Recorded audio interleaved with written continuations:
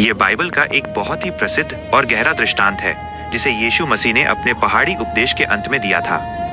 यह कहानी केवल घर बनाने के बारे में नहीं है, बल्कि हमारे जीवन की नींव के बारे में है। यहाँ मत्ती 7:24-27 के आधार पर इसका तर्क और व्याख्या दी गई है। बुद्धिमान और मूर्ख घर बनाने वाले का दृष्टांत। एक बुद्धिमान व्यक्ति, चट्टान पर घर।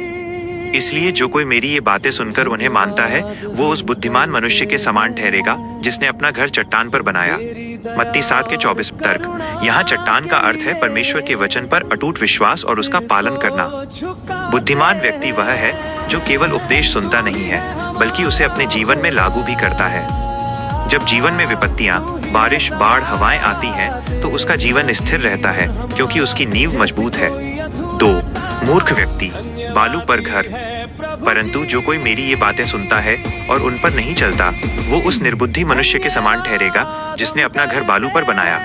मत्ती 7:26 तर्क। बालू अस्थायी सुख सुविधाओं, संसार की बातों और केवल ऊपरी दिखावे का प्रतीक है। बालू पर घर बनाना आसान और जल्दी होता है, लेकिन इसमें गहराई नहीं होती। ऐसा व्यक्ति वचन सुनता तो है, लेकिन उसे मानता नहीं। जब संकट आता है तो उसका पतन बहुत बड़ा होता है। निष्कर्ष, यीशु इस कहानी के माध्यम से ये समझाना चाहते हैं कि जीवन की असली परीक्षा सुख के समय नहीं, बल्कि दुख और संकट, तूफान के समय होती है। यदि हमारा चरित्र और कर्म परमेश्वर के सिद्धांतों पर आधारित हैं, तो हम दुनिया की किसी भी परिस्थिति में नहीं डगमगाएंगे।